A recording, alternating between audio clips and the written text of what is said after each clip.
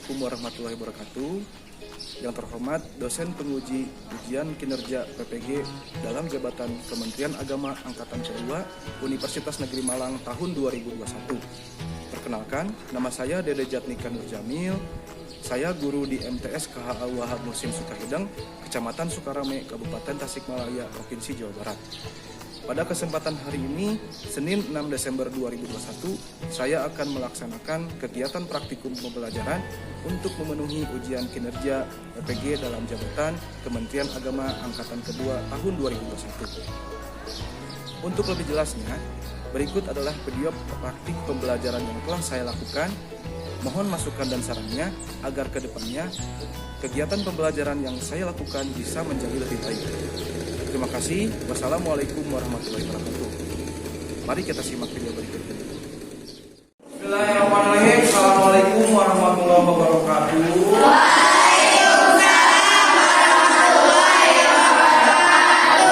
Sebelum dimulai, silahkan KM untuk memimpin doa ya. Silahkan.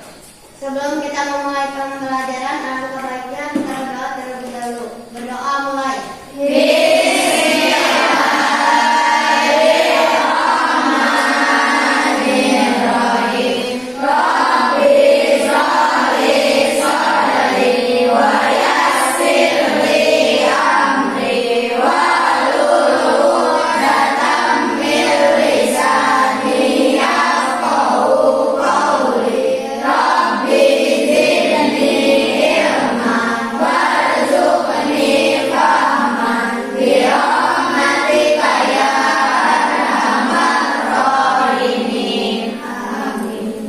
Bagaimana kabar kalian hari ini? Alhamdulillah, luar biasa. Allahu Akbar. Hadir semua? Hadir. Alhamdulillah ya, semuanya hadir, semuanya terlihat sehat. Siap untuk belajar? Siap. Ya. Terima kasih. Semoga kita selalu sehat dan semoga kebaikan selalu menyertai kita. Amin ya Rabbal. Sebelum saya mulai ya, saya akan menyampaikan dulu teknik penilaian yang akan dilakukan pada pertemuan ini. Yaitu yang pertama adalah penilaian sikap. Jadi penilaian sikap selama pembelajaran ini kalian akan saya amati sikapnya bagaimana, apakah teliti, apakah bertanggung jawab, apakah jujur dan yang lainnya. Itu nanti akan diamati selama pembelajaran dan dinilai ya. Kemudian yang kedua adalah teknik penilaian keterampilan.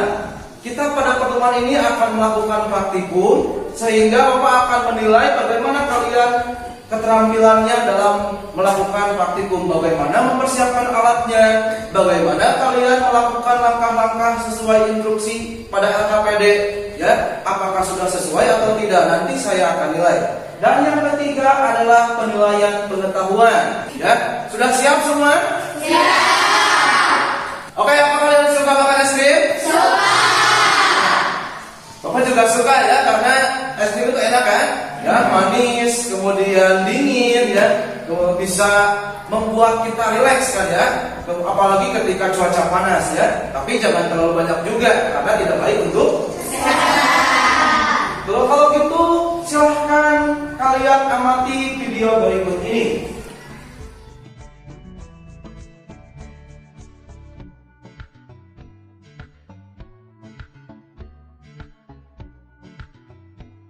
Kira-kira menurut kalian kenapa ya es krimnya? Keren ya, mencair. Menurut kalian kenapa es krimnya bisa mencair atau mencair? Kenapa? Menerima kalor karena menerima panas ya, sehingga es krimnya mencair. Kita sudah bahas di bab 3 ya, bahwa wujud pada benda itu berapa? 3. Ada yang mau menyebutkan? Oke, silakan Siti. Padat, gas, cair. Padat, gas dan cair ya. Ada wujud padat, ada wujud gas, ada wujud cair. Kemudian kita pada pertemuan sebelumnya kita sudah bahas kalor dengan perubahan suhu, di mana kita tahu bahwa kalor akan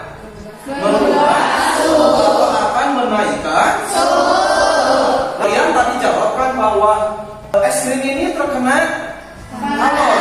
Atau terkena panas berarti karena terkena panas bagaimana suhunya? Apakah akan meningkat? Oke, akan meningkat. Lalu apakah kalornya juga bisa merubah wujud? Itu yang akan kita bahas pada hari ini. Di mana tujuan pembelajaran kita pada pertemuan ini adalah yang pertama, melalui kegiatan percobaan sederhana dan studi literasi mandiri, peserta didik dapat menganalisis pengaruh kalor terhadap perubahan wujud air dengan benar.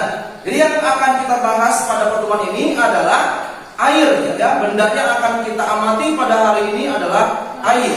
Ya, apakah kalor itu berpengaruh terhadap air, terhadap wujudnya atau tidak?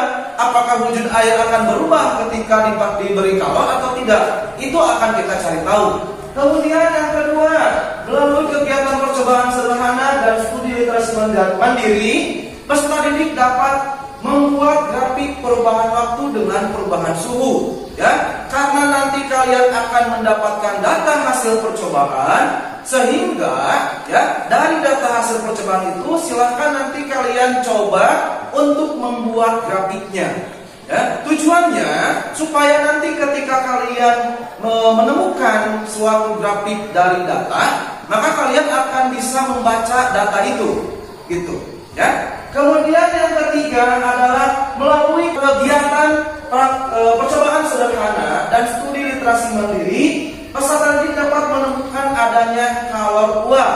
Ya, kalian tahu ketika memasak air, airnya akan berubah menjadi uap. Nah, apakah kalor uap beda dengan kalor yang menaikkan suhu? Nanti kita akan cari tahu, ya. Kemudian yang keempat, melalui kegiatan percobaan sederhana dan studi literasi mandiri, peserta didik dapat melakukan penyelidikan pengaruh kalor terhadap perubahan wujud air dengan teliti dan tanggung jawab.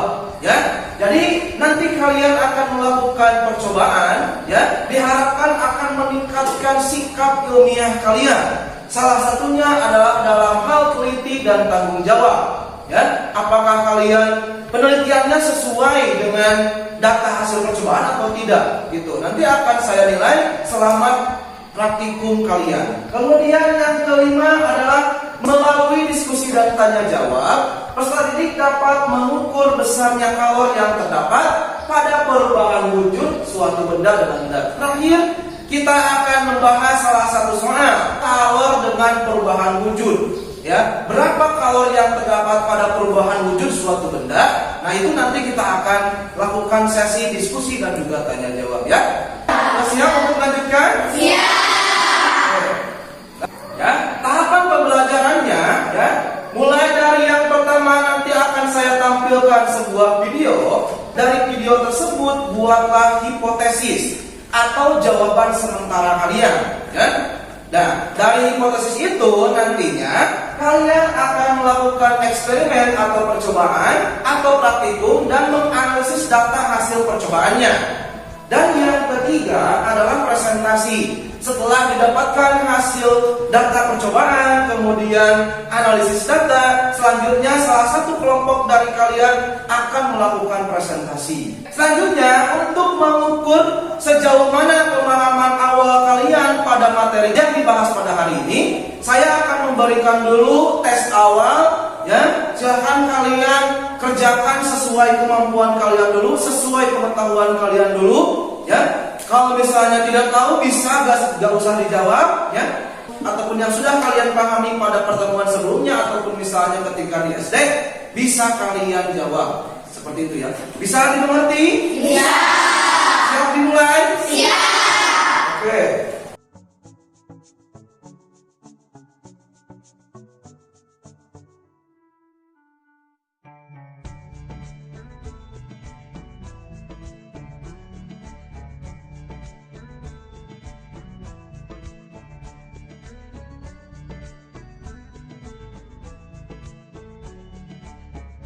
Silahkan kalian amati video berikut ini.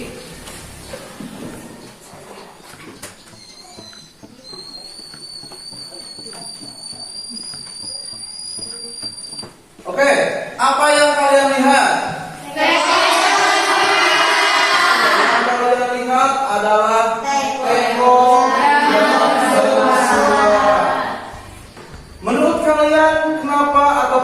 apa yang membuat teko itu bersuara?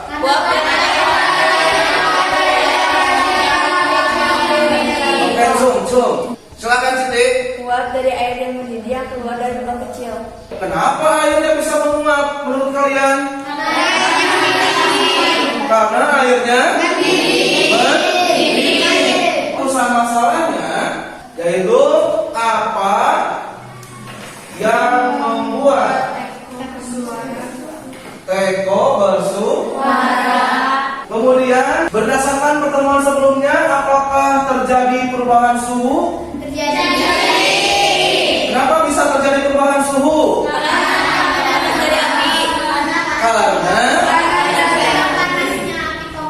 lalu ketika air mendidih, apakah suhunya masih meningkat? Oke, itu yang akan kita cari tahu pada pertemuan ini ya. Jadi pertanyaan kedua untuk rumusan masalahnya adalah ketika air mendidih, apakah apa? Suhunya masih meningkat. Hipotesis dari kalian tadi apa yang pertama? Berasal dari uap air yang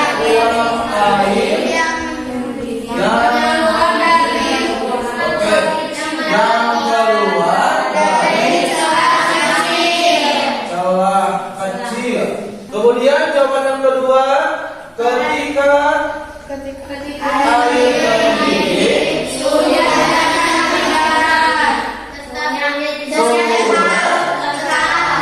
ini hipotesis atau jawaban sementara dari kalian ya.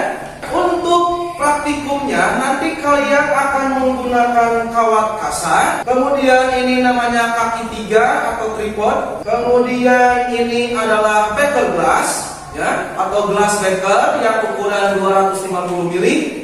Dan yang terakhir ini adalah Bunsen spiritus. Kalian juga nanti akan menggunakan termometer ya untuk mengukur suhu dari air. Yang Bapak tekankan, nanti kalian hati-hati dengan penggunaan bunsen dan juga dengan benda yang terkena api dari bunsen. Kenapa?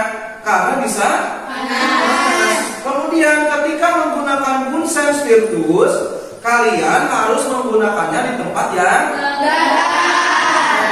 harus digunakan di tempat yang datar ya. Kemudian yang kedua adalah ketika selesai menggunakan, untuk mematikannya tidak boleh ditiup dan juga tidak boleh dikipas, tapi dengan cara ya, kita semuanya masih ingat ya, dengan cara ditutup dengan penutupnya. Silahkan kalian cermati LKPD-nya ya, baca dengan seksama. Jika ada yang kurang paham mengenai langkah-langkah percobaannya, bisa ditanyakan terlebih dahulu ya.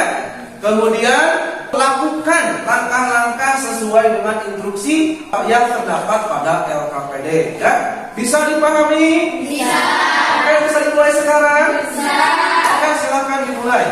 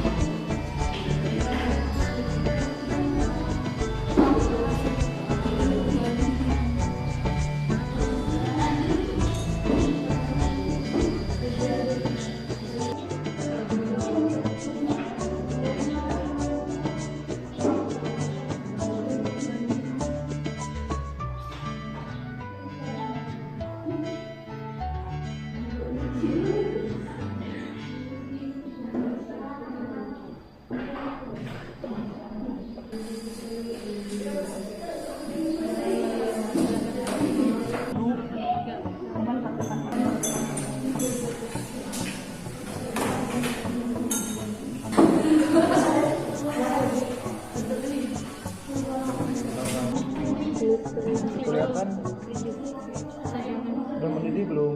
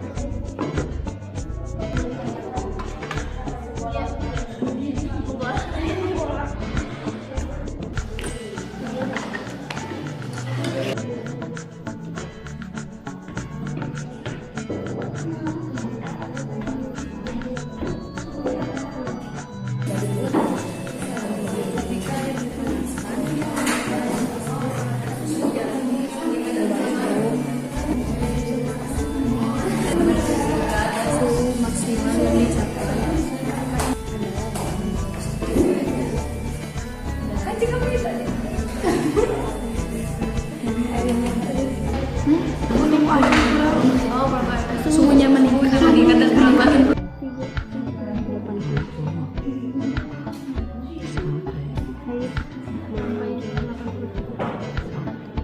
Itu kan muncul gelembung-gelembung.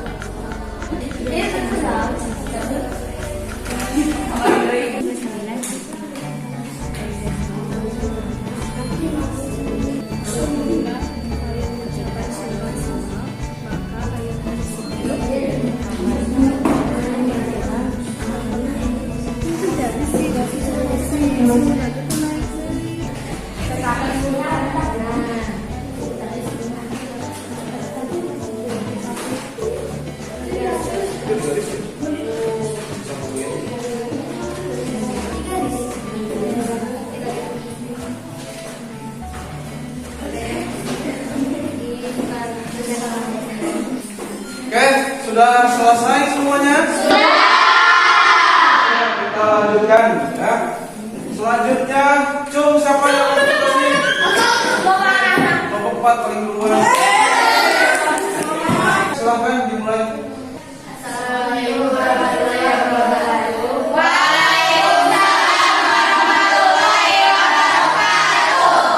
Kami dari kelompok 4 akan mempresentasikan hasil APBDN. Apa yang terjadi pada air yang diteruskan? Yang terjadi pada air yang diteruskan, semua air meningkat dari kepala ke tinggi. Kesehatan tinggi, semua jadi membawa penurunan. Berapakah suhu maksimal yang dicapai? Tidak terjadi kenaikan suhu lagi. Suhu maksimal yang dicapai adalah 85 derajat Celcius. Apa yang terjadi pada air yang tidak mencapai suhu maksimal? Yang terjadi pada air yang tidak mencapai suhu maksimal, air yang mendidih, air yang menguap, dan volume berkurang. Oke, sebelum lanjutkan, ada yang mau memberikan tanggapan untuk nomor 1? Oke, silakan kelompok 2. Apa yang terjadi pada air yang tidak dipanaskan? Ketika air dipanaskan, maka air tersebut mengeluarkan airan menjadi sumber karena kalau tersebut tidak lagi digunakan untuk membuat suhu, tapi digunakan untuk membuat. Itu dari kelompok 1. Ada lagi? Kelompok berapa? Nah, kelompok 2 ya. Ada lagi yang mau menambahkan? Nomor 2 gimana tadi? Berapakah suhu maksimal yang dicapai?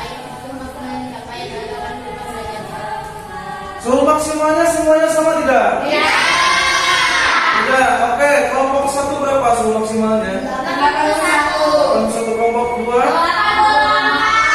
Kelompok 3? 83. Menurut kalian apa yang menyebabkan perbedaan? Membedakan jadi bisa saja bunsen spiritusnya sumbunya berbeda, sehingga api yang dihasilkan juga berbeda, kalornya juga bisa berbeda, karena sumber apinya berbeda, sehingga tadi hasil dari suhu maksimalnya masing-masing berbeda. Suhu awal dari kelompok 1 berapa? 29. Kelompok 2? Kelompok 3? 29. Kelompok 4? 30. Ya, jadi kan ternyata kelompok 4 30, yang lainnya 29. Tapi di hasil akhir ternyata masing-masing juga berbeda. Oke, selanjutnya nomor 3 gimana tadi? Apa yang terjadi pada air ketika mencapai suhu maksimal? Yang terjadi pada air ketika mencapai suhu maksimal adalah airnya mendidih, airnya menguap, dan volumenya berkurang. Ada lagi yang mau menambahkan mungkin? Oke, silakan kelompok 1. Ketika mencapai suhu maksimal, airnya mendidih dan suhunya menetap. Airnya mendidih dan suhunya Menetap. tetap atau menetap, oke tetap ya. Oke, selanjutnya tadi kelompok 2. Ketika air mencapai suhu maksimal, suhunya tidak akan naik lagi, tetapi suhunya akan tetap. Ketika mencapai suhu maksimal, airnya akan mendidih tapi suhunya tetap. Lalu apalagi yang terjadi pada air? Menguap. Apa? Dengan kelompok 4, volumenya juga berkurang. Kenapa bisa berkurang? Airnya?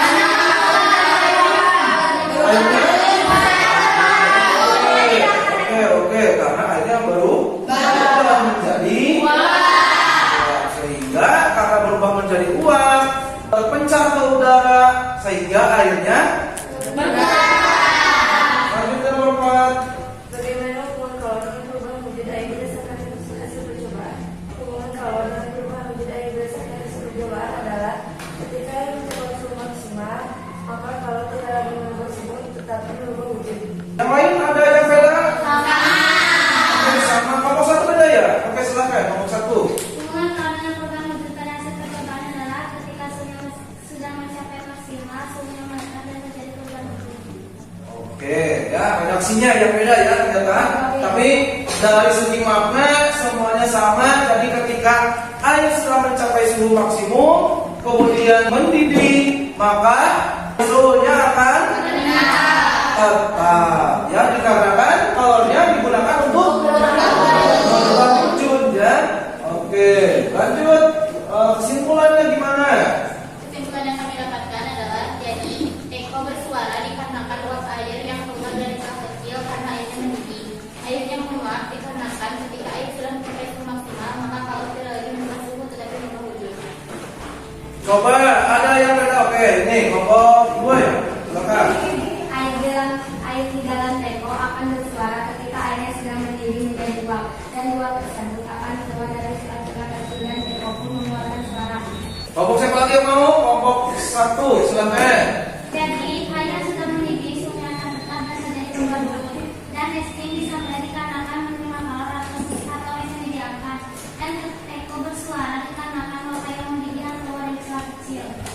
Ketika teko bersuara itu dikatakan adanya adanya udara yang berasal dari uap air. Uap air dari mana? Dari air yang mendidih. Sehingga si airnya sudah menjadi uap dan menjadi udara melewati celah-celah kecil seperti apa? Lubang mulut ya. Akhirnya si teko. Oke, tepuk tangan.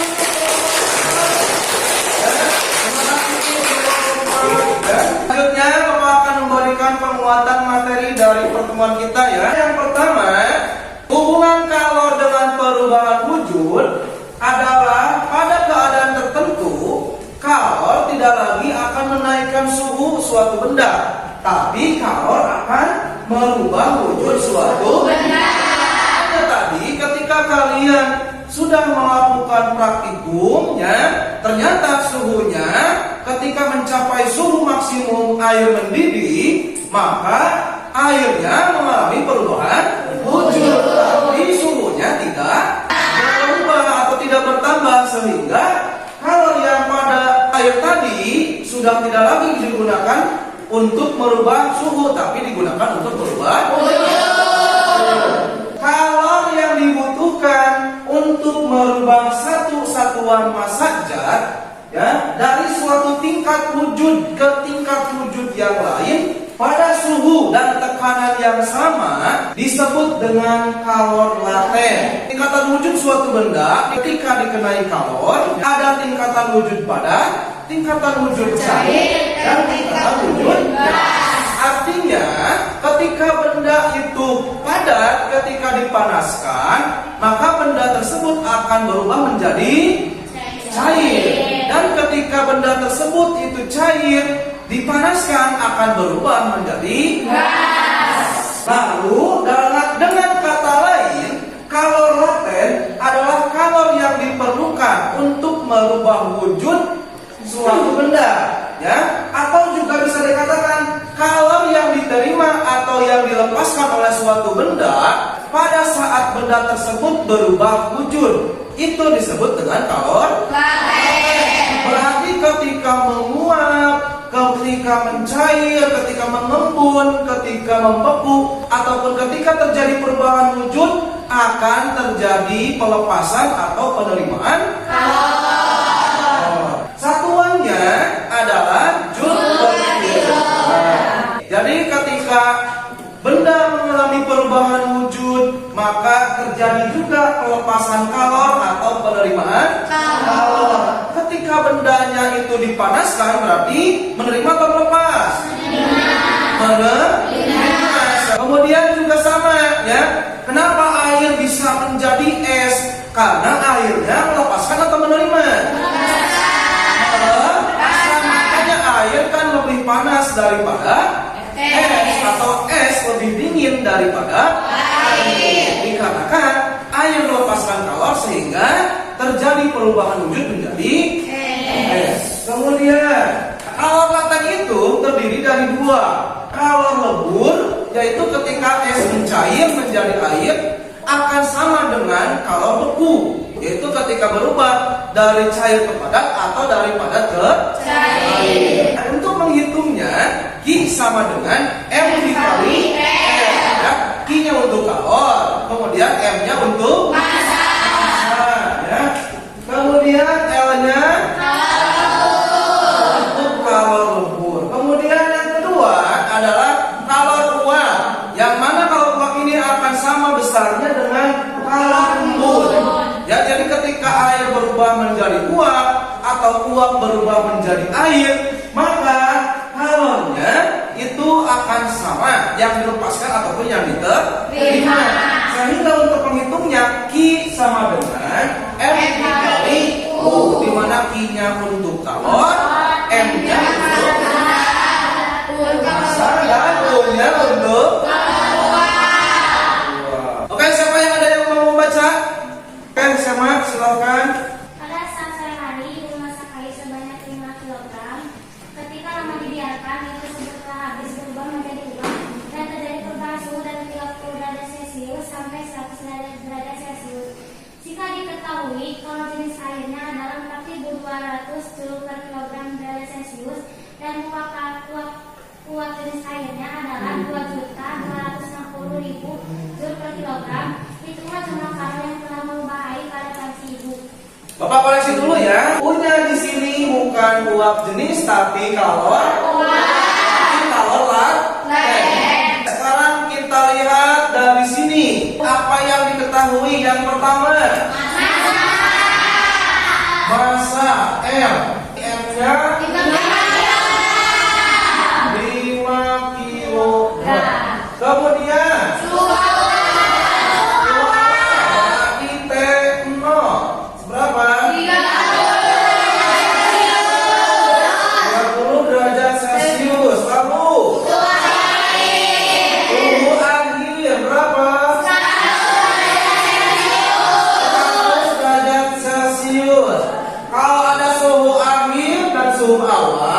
artinya ada kenaikan. Berarti delta T-nya berapa?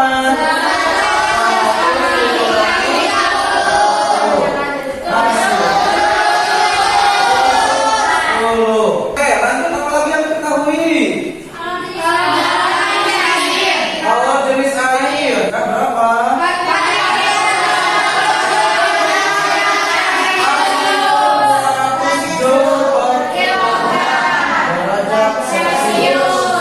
Oke, selanjutnya apa lagi? Uang. Oke, betul. Berapa? Ada yang menyebutkan? Coba. Oke, Dinda. 2.260.000. Yang ditanyakan adalah kalau jumlah kalornya. Ya. Di sini, ya, ibu memasak air. Lama-lama dibiarkan. Ketika airnya dipanaskan, berarti terjadi perubahan suhu tidak? Jadi kalau terjadi perubahan suhu artinya ada yang merubah suhu. Kalau yang berubah suhu rumusnya apa? Kali C. Kemudian tadi ya airnya lama-lama hilang. Tapi selain perubahan suhu ada juga perubahan wujud. Perubahan wujud berarti I-nya sama dengan M dikali U. I yang pertama, M-nya berapa? 5. Kemudian C-nya berapa? Delta T-nya tadi berapa? 70. 5 dikali 4.200. Hasilnya berapa? Oke, itu 21.000. Kemudian turunkan 21.000 dikali 70. Coba kalian hitung.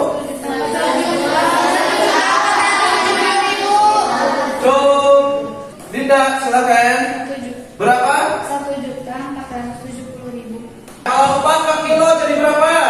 1.470 kilo. I yang kedua itu sama dengan M dikali U. Sama. Tinggal masukkan. M-nya berapa? 5. U-nya berapa?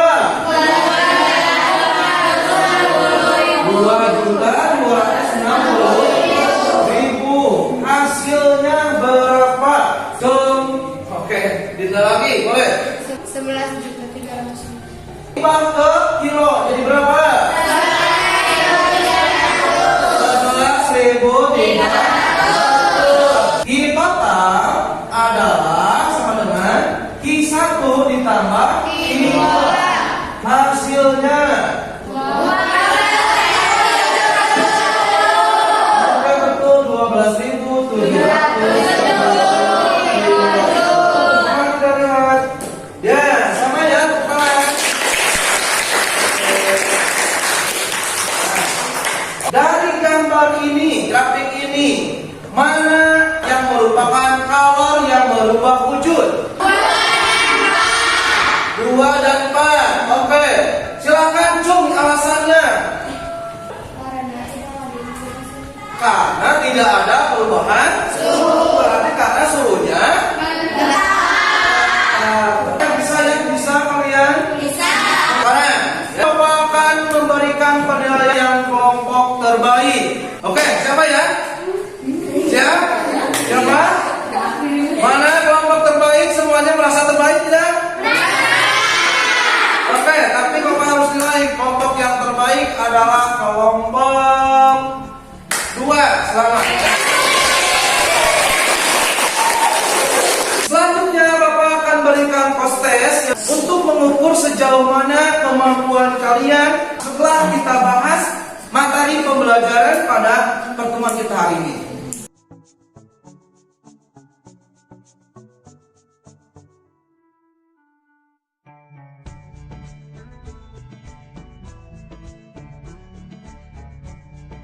Sudah selesai semua? Sudah. Oke, silakan dikumpulkan.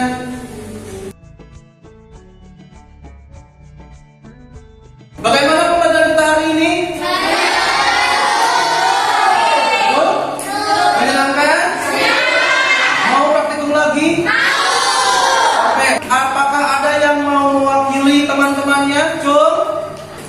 berbicara silakan Bina. Eko yang bersuara ditandahkan buat yang keluar dari Oke, pembelajaran kita hari ini menurut Bina adalah teko yang bersuara dikarenakan air, uap air yang ya, berasal dari air yang mendidih. Yang lain silakan kalian tulis refleksinya di dalam post-it atau dalam sticky note yang sudah Bapak sediakan sebelumnya ya. Ditulis kemudian silakan tempel di whiteboard.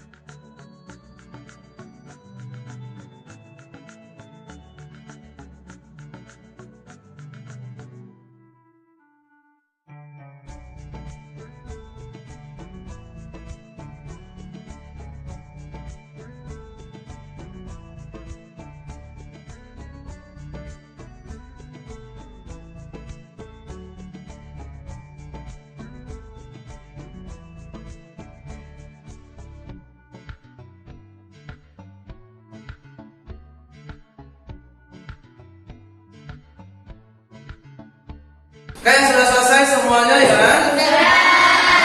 Untuk tugasnya, silahkan kalian lakukan studi literasi di Kobong ya, di Kobong untuk membaca materi mengenai jenis-jenis perpindahan kalor. Bisa kalian baca buku paket yang kalian pegang, bisa juga kalian baca dari modul ataupun handout bahan ajar dari yang saya bagikan. Kemudian bisa juga kalian lihat di kakak-kakak kalian yang ada di Kobong ya, untuk mencari informasi mengenai materi jenis-jenis perpindahan kalor. Oke, bisa dilakukan? Bisa. Selanjutnya kita tutup pertemuan kita hari ini dengan bacaan hamdalah.